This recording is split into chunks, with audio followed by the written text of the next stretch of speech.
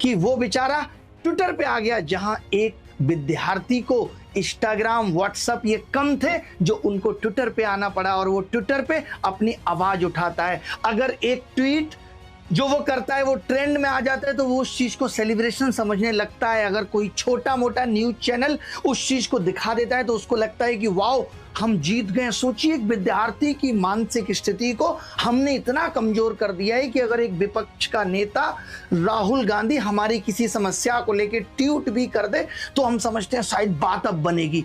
जबकि मैं आपको बताना चाहता हूं, आप ट्वीट तो छोड़ दीजिए, ये वो दौर है जब बात अगर आपकी संसद में भी उठा दी जाए ना तो भी सरकार पे कोई फर्क नहीं पड़ेगा। सोचिए, मानसून सत्र चल रहा है, इतना इंपॉर्टेंट सत्र है जहां पे देश की समस्याएं डिस्कस की जाती हैं।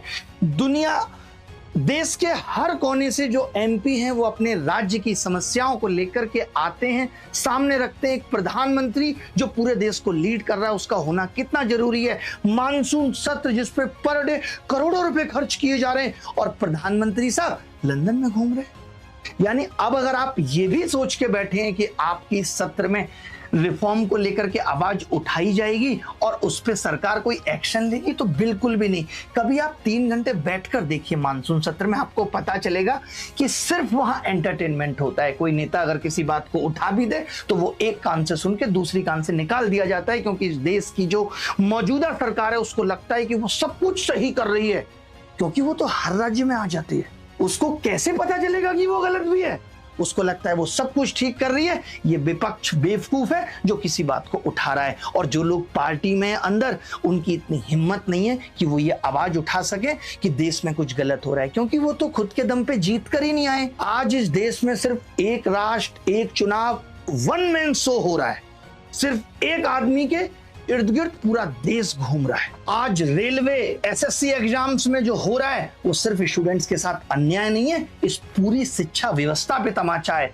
और सिर्फ एग्जाम सिस्टम नहीं, हमारा एजुकेशन सिस्टम खोखला हो चुका है। सरकारी स्कूल बंद किए जा रहे हैं। सरकार का टारगेट हर 1 किलोमीटर पे दारू के ठेके खोलना है। स्कूल आपको 10 किलोमीटर पे भी नहीं दिखेंगे, और 2047 में हमें विश्व गुरु बनना है। आज एक इतनी भयावह खबर आप सबके सामने आई होगी कि झालावाड़ में स्कूल की छत गिर गई, जहां से राजस्थान की पूर्व मुख्यमंत्री एमपी रह चुकी है, उनका बेटा आज भी वहां से एमपी है। स्कूल की छत गिरने से इतने बच्चों की मौत हो गई। ये डिजिटल इंडिया और ये विकसित भारत की तरफ हम बढ़ रहे हैं, जहां कभी पेपर लीक है, कभी नॉर्मलाइजेशन के नाम पे बच्चों को ठगा जा रहा है, कभी वेंडर की नाकामी उनके भविष्य को कुचल रही है, कभी एग्जाम कैंसिल हो रहे हैं, और हर बार सफर कर रहा है सिर्फ स्टूडेंट। शिक्षक सवाल उठाता है लेकिन सिस्टम की चुप्पी एकदम बराबर बनी हुई है। देखिए, अब बहुत हो गया।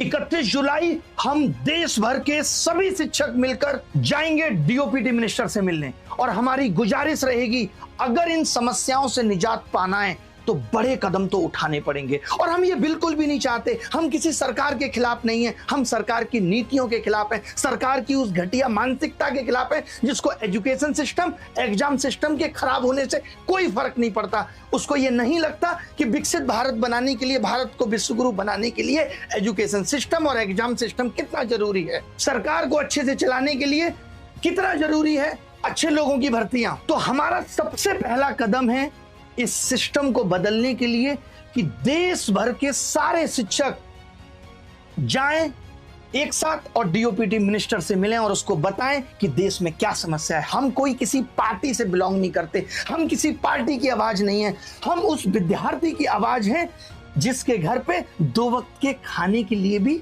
मुश्किलें हैं, जो अपने परिवार के स्तर को बदलने के लिए कहीं जॉब करना चाहता है। क्या कर रहे हैं आप? आपने प्राइवेट जॉब क्रिएट कर दी, जो सरकारी नौकरियां क्रिएट होनी चाहिए आप वो भी सही से नहीं भर पा रहे हैं, उनमें भी इतने सारे पंगे हैं। हम सिर्फ ये चाहते हैं कि ठीक है, आज कम लोगों की जरूरत है, लेकिन जो कम लोग भी आपको लेने हैं उसको तो सही तरीके से भरिए। हमें कोई आंदोलन नहीं, कोई ड्रामा नहीं चाहिए, हम बस एक जवाब मांगना चाह रहे हैं डीओपीटी मिनिस्टर से कि क्या वाकई आप इस सिस्टम को ठीक करना चाहते हैं? क्या आपकी इतनी जवाबदेही नहीं है कि आप गलत को स्वीकार कर सके? अभी एसएससी के एग्जाम में इतनी सारी गड़बड़ियां और धांधलेबाजी हुई है, स्टूडेंट्स पे हाथ उठा दिया जा रहा है, उनको एफआईआर की धमकी दी जा रही है। 500 किलोमीटर दूर बुला के आप गुंडागर्दी करना चाहते हैं? किस वेंडर को आपने एग्जाम कराने की परमिशन दे दी?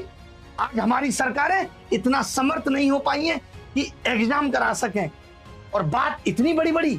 देखिए, हम अकेले नहीं जा रहे, हम आपके लिए जा रहे हैं, आपकी उस आवाज, आपके उस दर्द के साथ जा रहे हैं जिसकी मेहनत इस सिस्टम ने बर्बाद कर दी है। अगर आप चाहते हैं कि आवाज और मजबूत हो तो ये वीडियो आप सबको अपने अपने शिक्षकों तक पहुंचाना है, अपने शिक्षक से कहना है कि सबको साथ आना है। सरकार को ये पता चलना चाहिए कि इस देश का शिक्षक चुप नहीं है। जब सब लोगों के मुंह बंद हो जाए तब एक आवाज जो उठती है वो इस देश के शिक्षक की आवाज है। हमें कोई उम्मीद नहीं है किसी मीडिया चैनल से। आज मुझे एक मीडिया चैनल ने कांटेक्ट करके बोला कि हमें आपसे बाइट चाहिए। मैंने कहा, अचार डालोगे आप मेरी बाइट का? क्या करोगे? आपको बाइट लेनी चाहिए इस देश के मंत्रियों से, आपको बाइट लेनी चाहिए एसएससी चेयरमैन से कि जो बच्चे उंगली उठा रहे हैं इस पे आप क्या एक्शन ले रहे हैं। लेकिन किसी की हिम्मत नहीं है कि कोई सरकारी मिनिस्टर, कोई सरकारी अधिकारी से जाके पूछ सके कि इतना गलत हुआ है। उनको भी लगता है कि थोड़ी सी बच्चों की आवाज उठा के अगर हमें थोड़े बहुत व्यूज मिल जा रहे हैं उतना हमारे लिए पर्याप्त है। यहाँ मनसा किसी की भी नहीं है, ना यहाँ मनसा विपक्ष की दिखती है कि कुछ ठीक किया जाए, ना यहाँ मनसा मीडिया चैनल्स की दिखती है कि कुछ ठीक किया जाए। आप बताइए ना, क्या इतने सालों में आपने कुछ देखा कि किसी मीडिया चैनल के जरिए हमें कोई सफलता मिली हो? इतने सालों में आपने देखा क्या हमें किसी विपक्ष के नेता ने इतना सपोर्ट किया हो कि हमारी आवाज सरकार तक सिर्फ पहुंची ना हो, उस पर काम भी हुआ हो? नहीं देखने को मिला होगा। देखिए, शिक्षक अगर किताब से तस्वीर बदल सकता है ना, तो सड़क पर उतरकर सिस्टम भी बदल सकता है।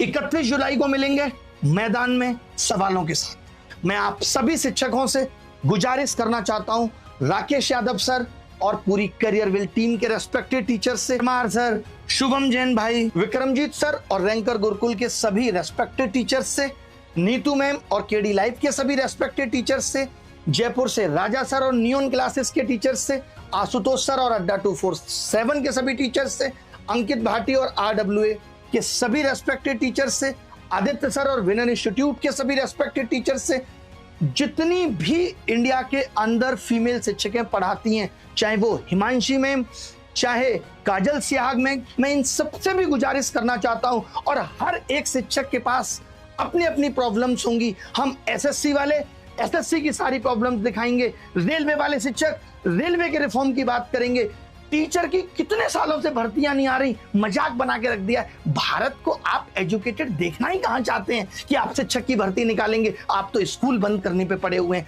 आप सोचते हैं बस इस देश की जनता को 5 किलो राशन मुंह पे फेंक के मार दीजिए, उससे वोट मिलता रहेगा और सरकार चलती रहेगी। क्योंकि आप सिर्फ हमें झूठी दिलासा देना चाहते थे। आपने जो 2014 में भी हमें तमाम तरीके के वादे किए और अभी भी ये वादा झूठा और खोखला लगता है कि आप 2047 में भारत को विकसित बना देंगे, विश्व गुरु बना देंगे। कुछ भी यकीन नहीं है, क्योंकि हम उस रास्ते पे नहीं है, वो रास्ता हमें नहीं दिख रहा है।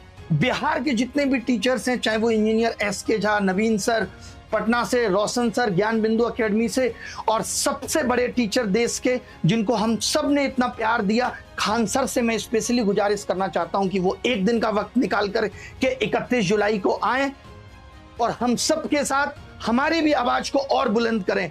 अलग पांडे सर, जो कि तमाम कैटेगरियों में PW आज पढ़ाता है, उनसे भी ये गुजारिश रहेगी कि वो या उनके जितने भी शिक्षक हैं जो इस आवाज को और बुलंद कर सकते हैं। क्योंकि ये प्रॉब्लम सिर्फ SSC की नहीं है, ये प्रॉब्लम सिर्फ रेलवे की नहीं है, ये प्रॉब्लम सिर्फ TET की नहीं है। पूरा एग्जाम सिस्टम, पूरा एजुकेशन सिस्टम फ्लॉप हुआ है। मैं जानता हूं कि आज सबको ये डर भी लगता है कि हम सरकार के खिलाफ चले गए तो सरकार हमारा क्या कर देगी। क्या हमको बच्चों ने इतना प्यार दिया या हमने ये जन्म लिया है? हम तो कुछ भी नहीं लेके आए थे। अगर सरकार बहुत कुछ भी छीन लेगी, अगर हमने यही सोच रखी होती तो आज भगत सिंह और सुखदेव को याद नहीं किया जाता, जिन्होंने देश की आजादी के लिए खुद को कुर्बान कर दिया। क्या हम देश के लिए इतना नहीं कर सकते?